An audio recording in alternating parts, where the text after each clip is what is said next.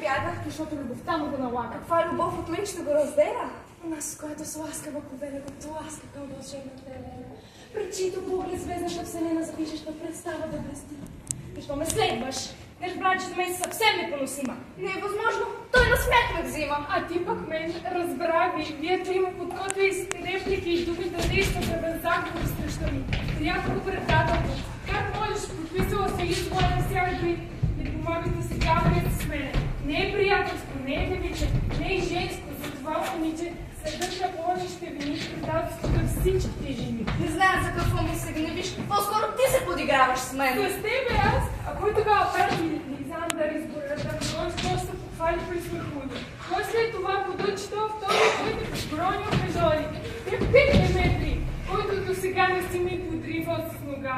Да ме нарича Нифа, божество, сирена, дева и не знам какво. Знам, аз не съм красив като тебе и знам, че не обичам, но нека подпис, а към нежна ласка би трябва с кръвта ми да те тласка. Не те разбирам. Да, недоумява, вратиши и долстил разтоварна, зад гърба ми смигате в стим.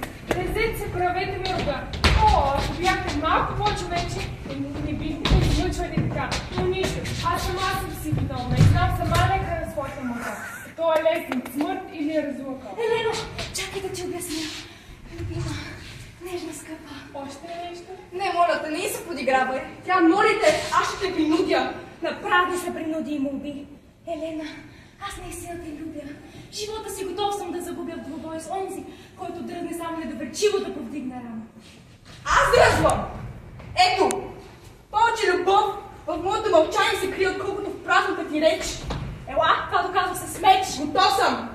Моля, Зандра, да разбирам! Махни се, негърко! Какъв се очак?